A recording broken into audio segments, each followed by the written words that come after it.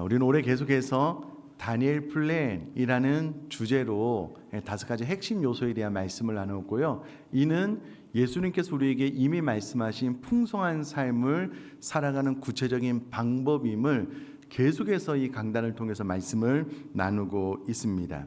사랑하는 성도님들, 믿음은 추상적인 것이 아니고요.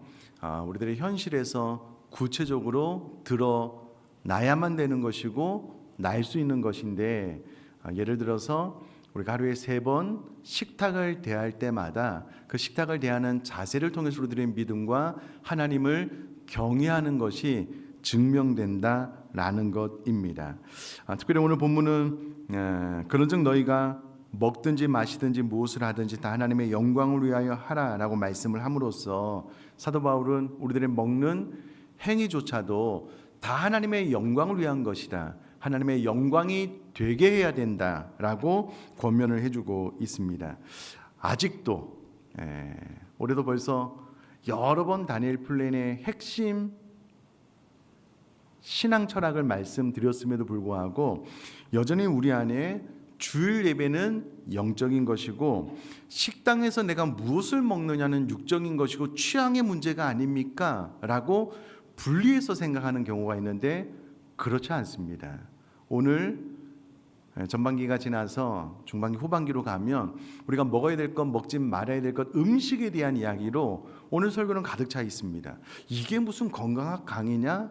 이렇게 생각을 하는 것은 아직도 영적인 것과 육적인 것이 분리되어 있기 때문에 우리들의 생각 가운데 그런 발상이 나오게 된다라는 것입니다. 그러므로 여러분, 이 다니엘 플랜의 핵심은 우리들의 먹는 것, 일상의 식탁이 예배 장소가 되고 하나님의 주권을 인정하는 우리들의 신앙을 나타내는, 그래서 궁극적으로 우리들의 영혼과 육체가 건강한 몸으로 하나님 앞에 영광 올려드리게 되는 것, 이것이 다니엘 플랜의 궁극적인 목적입니다. 우리는 식탁을 대할 때마다 내 몸의 주인이 누구인가 라는 것을 증명하게 될 것이고요. 우리들의 신앙을 고백하는 장소가 바로 식탁이 될 것입니다. 그래서 오늘 설교를 통해서 우리들의 식탁이 어떻게 치유의 재단이 되고 우리의 식습관이 어떻게 거룩한 예배가 될 수 있는지 다시 한번 신앙적인 부분과 또 구체적인 행동사항에 대해서 말씀을 나누도록 하겠습니다.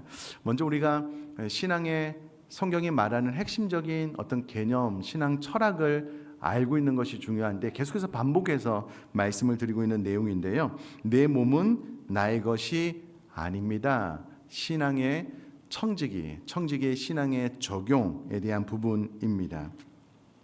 다니엘 플랜의 음식 원리 그 첫 번째 신학 기초는요, 청지기 신앙에 달려 있습니다. 그래서 방가로울 1번은 값으로 산 성전임을 기억하십시오인데요.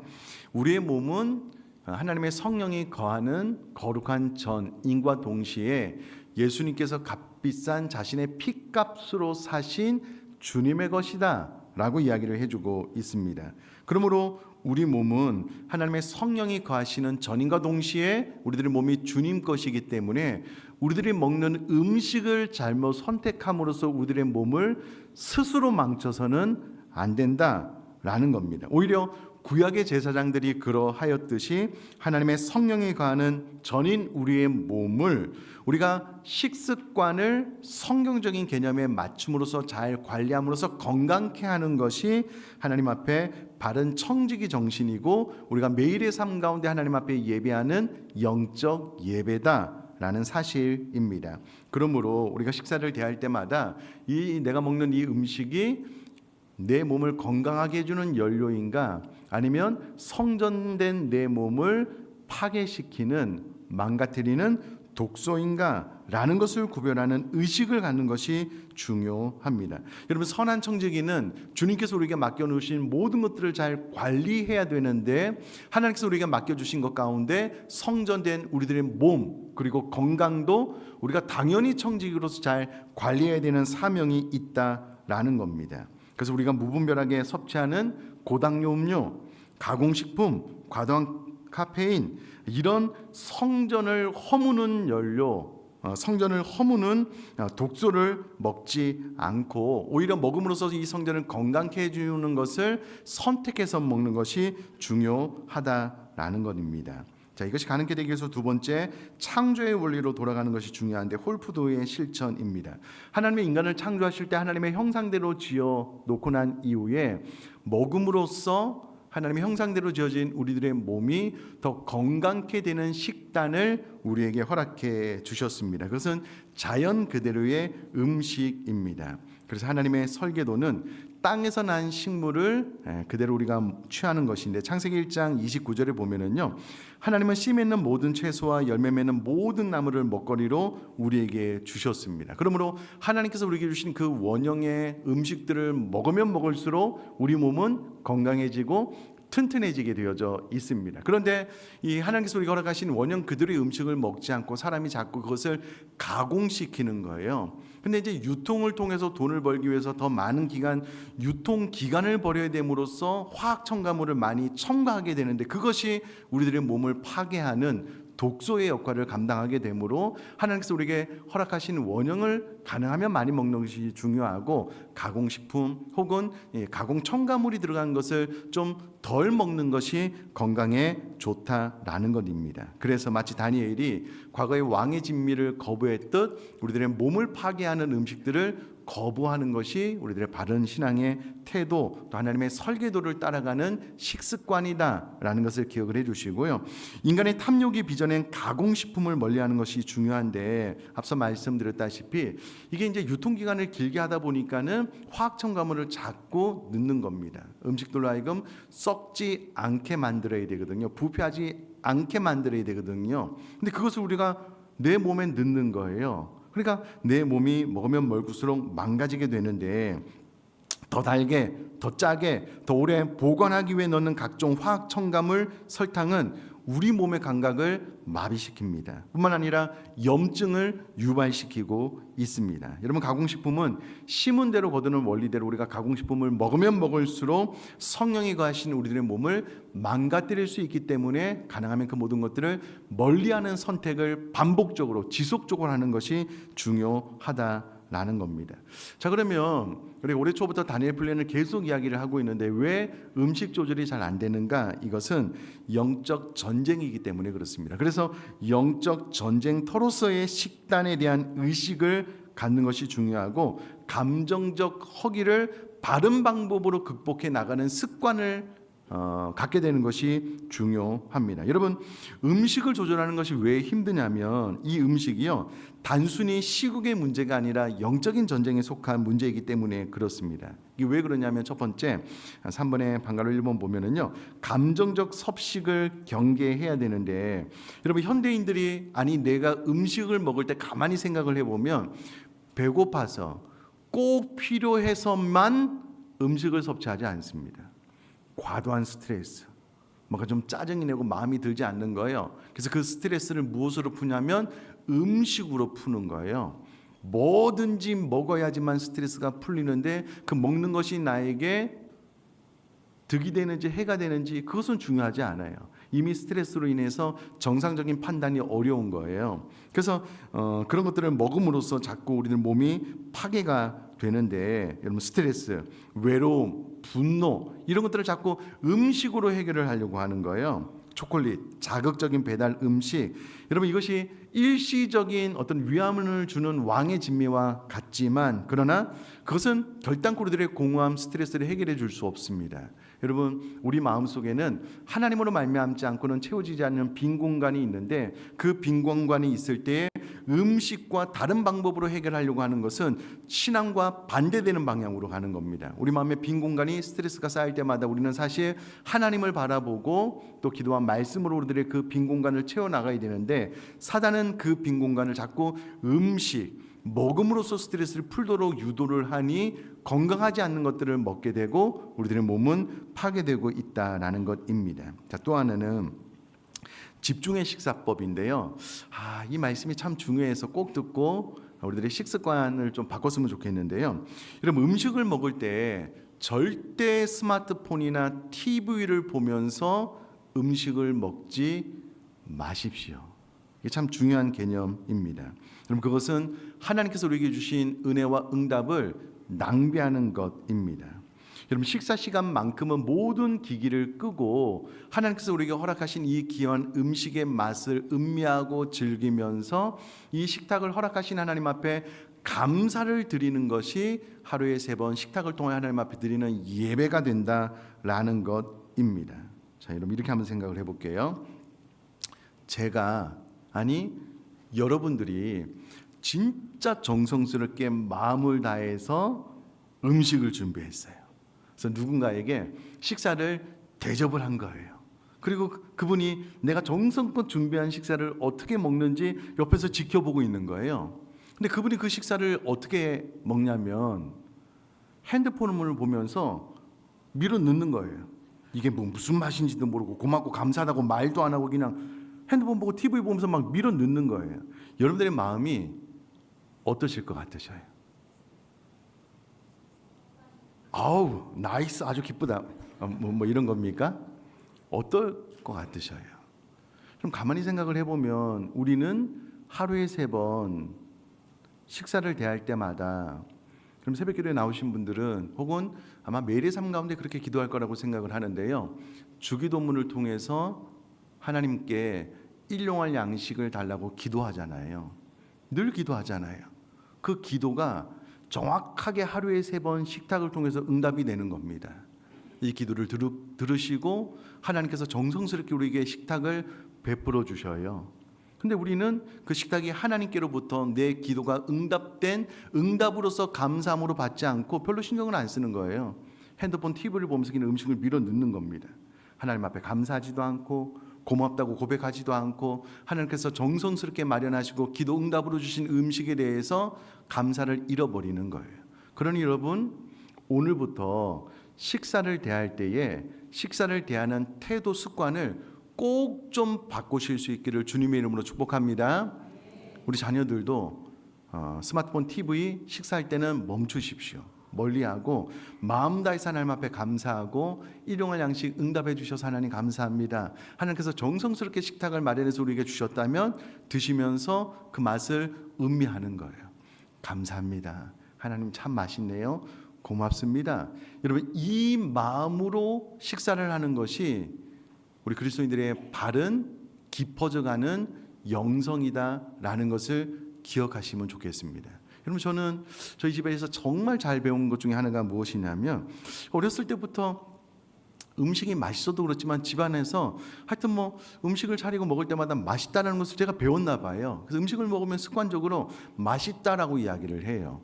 무엇을 먹든 제가 정말 싫어하는 음식이 아니면 다 실제로 맛있습니다.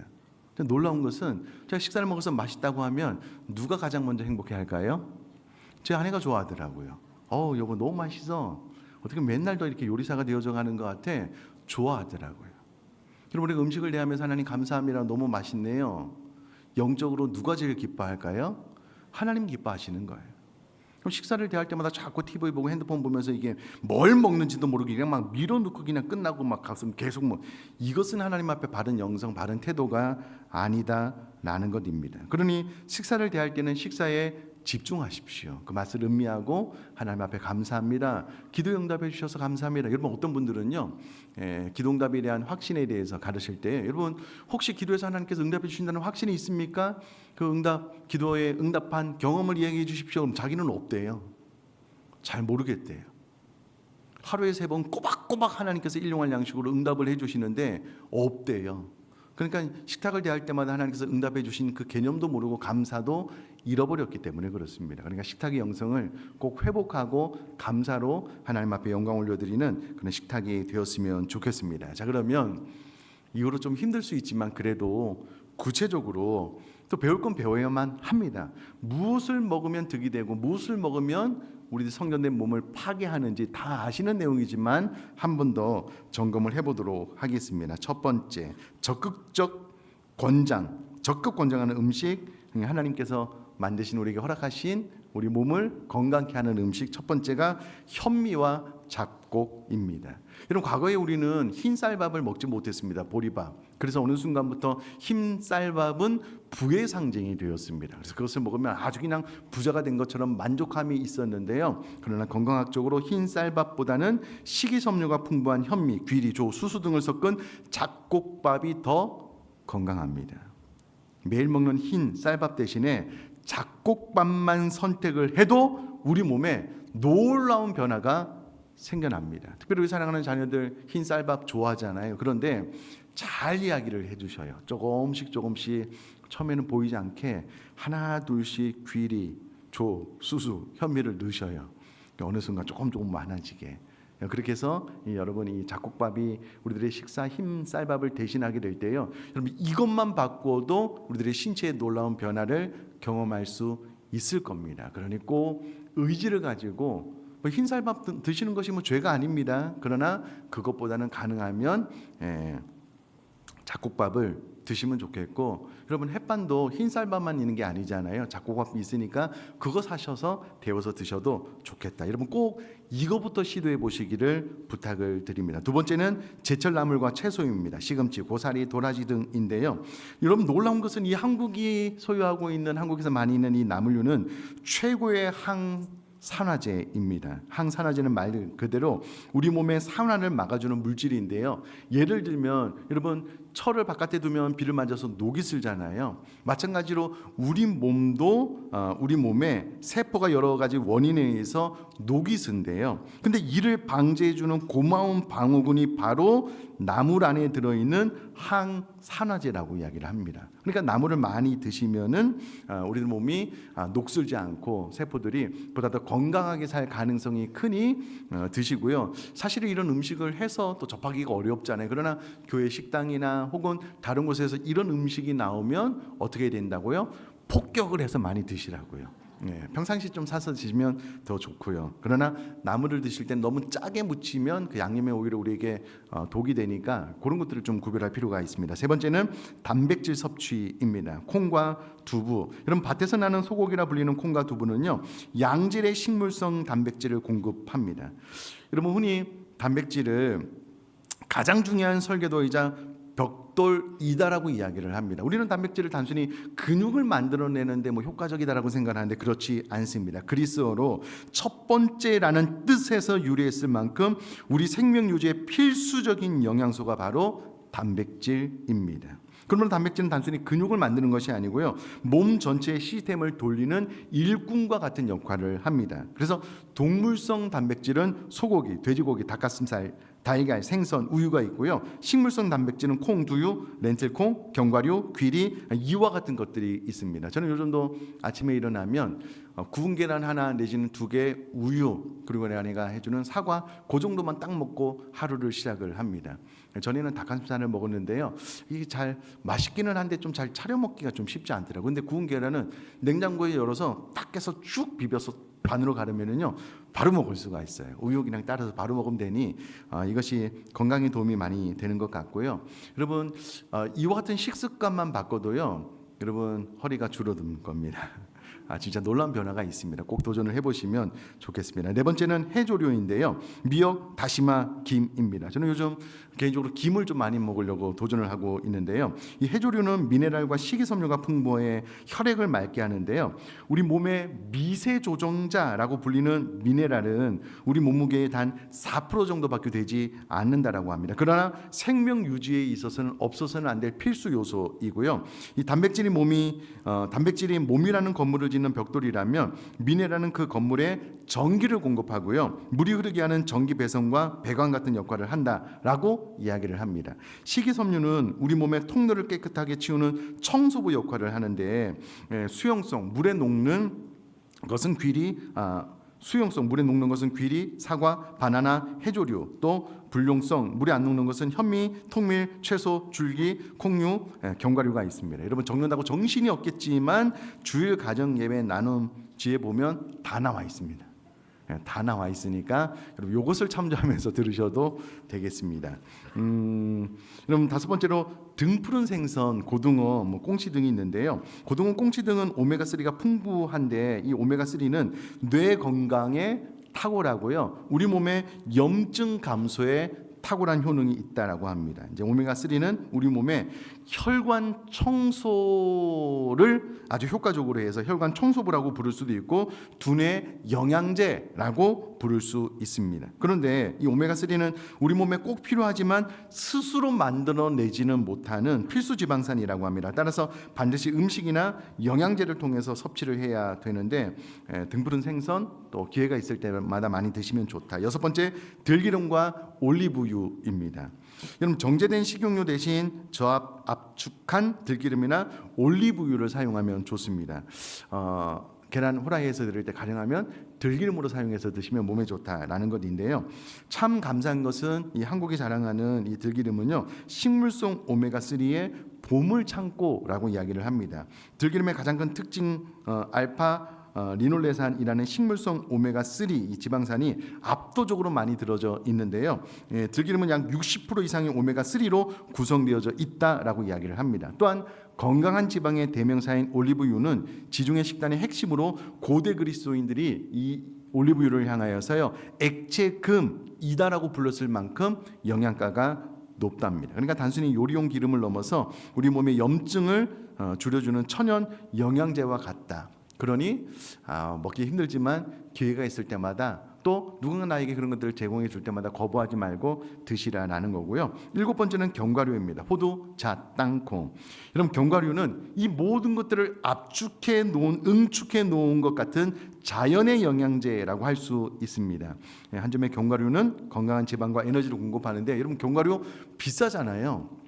먹기 힘들잖아요. 저희 집도 사놓고 매일 한 봉지를 먹지는 않습니다. 그러나 2, 3일에 하나씩 먹으려고 많이 노력을 하고요. 여러분, 견과류가 몸에 좋다라는 것 알았으니 주변에 견과류를 드시는 분이 계시면 딱 붙으셔요. 나 하나만 줘.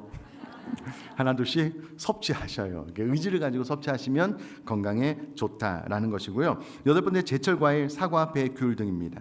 여러분, 우리는 인공 설탕에 길들여져 있는데 자연의 단맛, 비타민 공급에 의해서는 사과, 배, 귤 등 제철 과일을 섭취하는 것이 좋고, 가능하면 또 이게 또 비싸서 먹기가 쉽지는 않지만 그러나 또 기회가 될 때마다 가능하면 좀 많이 섭취하시면 좋다라는 것이고요. 아홉 번째는 철연, 발효식품, 김치, 된장, 청국장, 식초, 요거트 이런 것들은 장내 유산균을 활성화시키는 데 도움이 많이 된다. 마지막 열 번째는 깨끗한 물. 이 물에 대한 것은 좀 이렇게 의견이 좀 여러 가지 있는 것 같아요. 그리고 몸무게, 체질마다 좀 다르기는 하지만 통상적으로 하루 1.5에서 2리터 정도 물을 마셔주면은요, 체내 독소 배출에 아주 효과적이다라고 이야기를 합니다. 저는 물을 많이 먹지 않는데 물을 좀 많이 먹으려고 노력을 하고 있습니다. 자, 이와 같은 것들을 잘 기억해서 드시면 좋겠고요.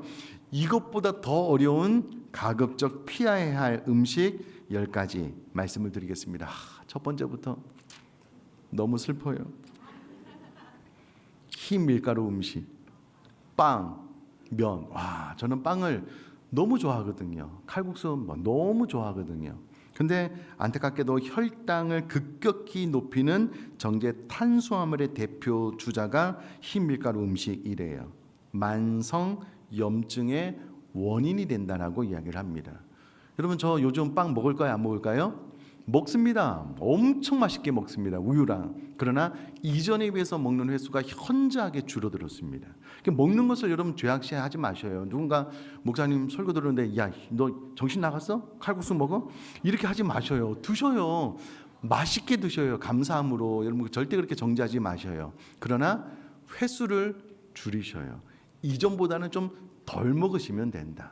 이것을 꼭 기억하시면 좋겠습니다. 두 번째, 가공육인데요. 햄, 소세지, 통조림, 고기 같은 겁니다. 여러분, 이것이 방부제와 발색제 등 각종 화학 첨가물이 들어간 가공육은요, 성전을 더럽히는 독소와 같습니다. 제가 지난 금요일 날 우리 교육자들과 함께 한식 뷔페에 갔는데요.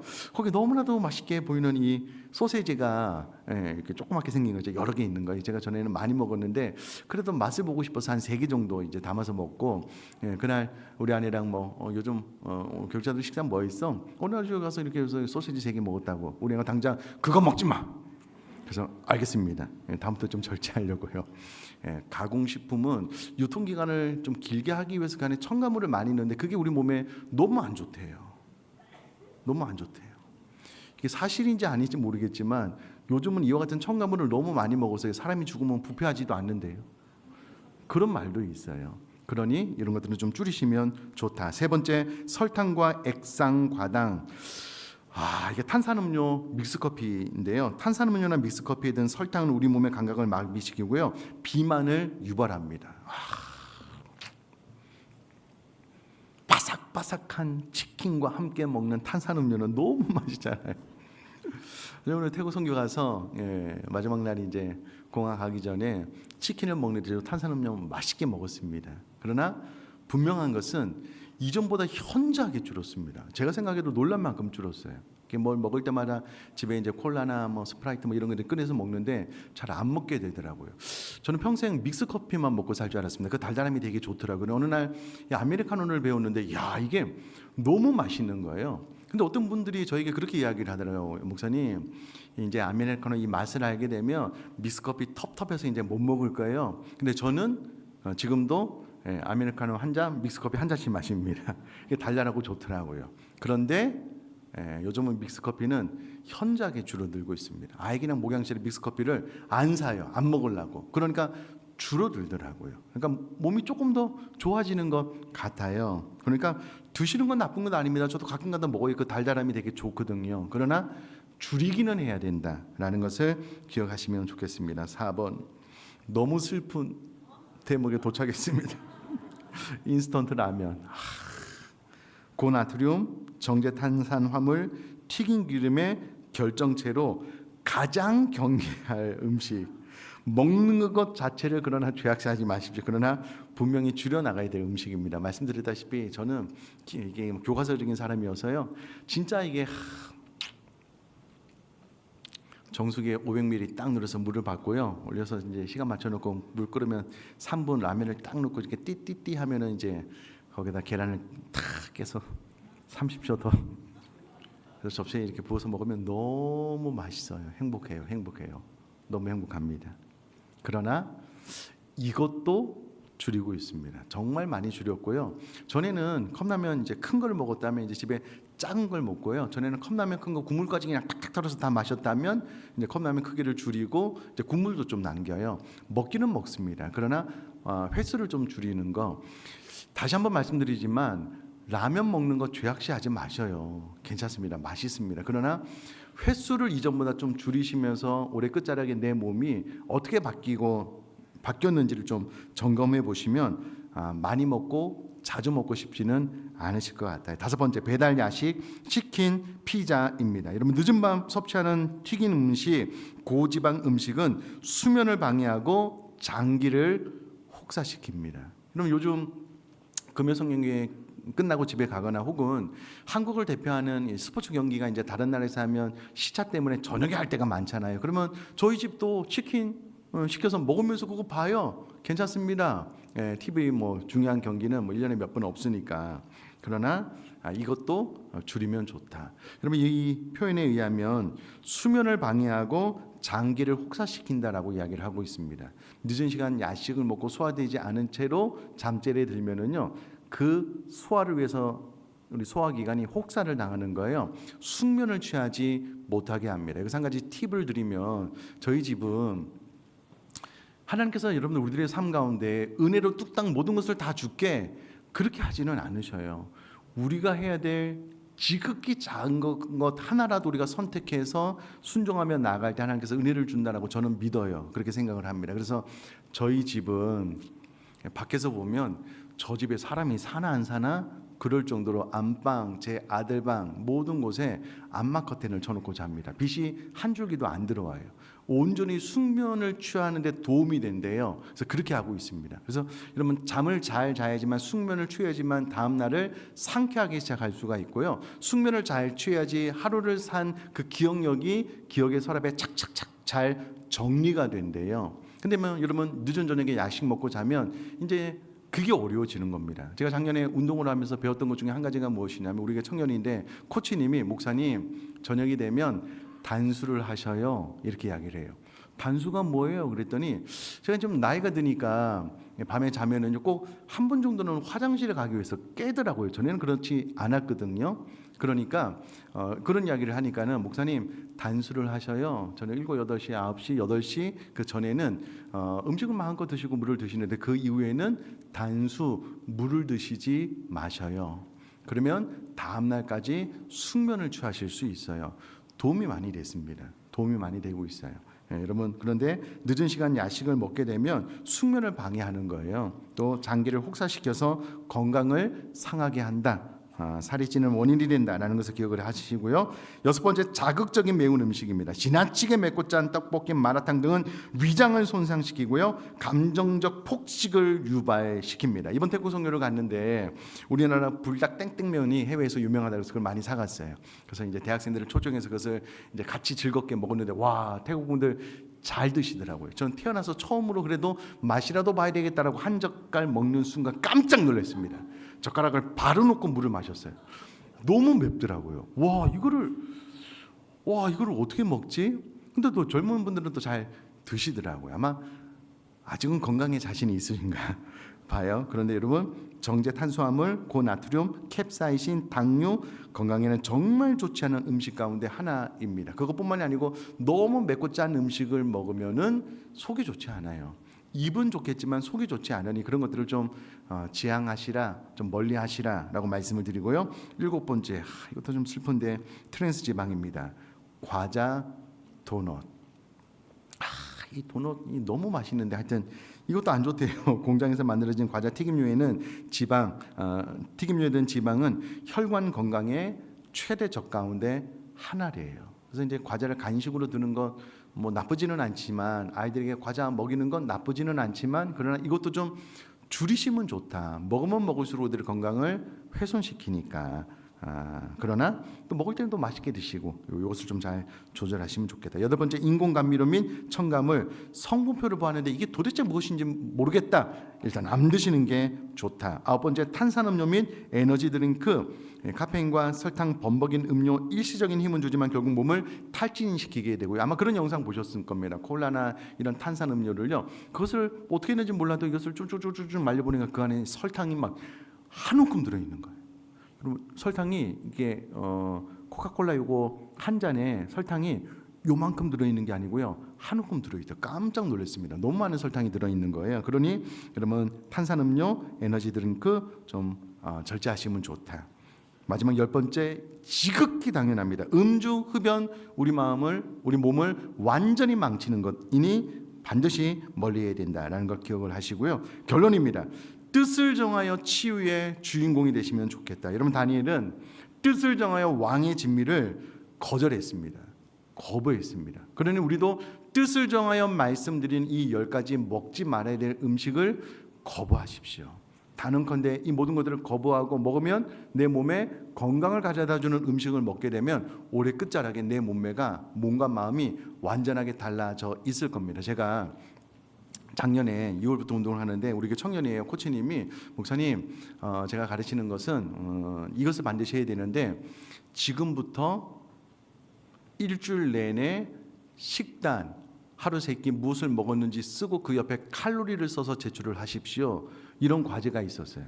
작년 2월부터 1년 내내 그 과제를 했습니다. 그 과제를 해보니 제가 이제 무엇을 딱 먹으면 이게 몇 칼로리 정도 되겠구나라는 것을 대충 알 수 있을 것 같아요. 근데 그 과정을 통해서 분명히 깨달은 것이 무엇이냐면 여러분 햄버거 세트 1000칼로리가 높습니다.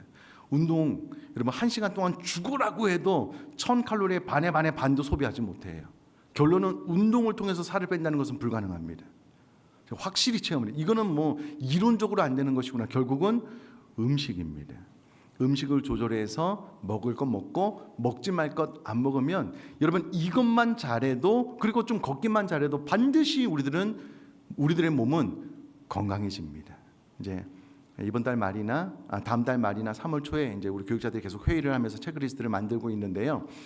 그때가 되면 뭐 구체적으로 적용하겠지만 지금부터 이미 시도를 해보셔요. 그래서 이제 먹지 말아야 될 것을 멀리하고 먹어야 될 것을 잘 드심으로써 여러분 꼭 건강해지기를 바라고요. 적용. 오늘 집에 돌아가시면 꼭 이렇게 하셔요. 집에 돌아가시면 예배가 끝나고 집에 돌아가시면 냉장고 문을 활짝 여셔요. 그리고 냉장고에 오늘 제가 말씀드린 먹지 말아야 될 것을 일부 꺼내셔요.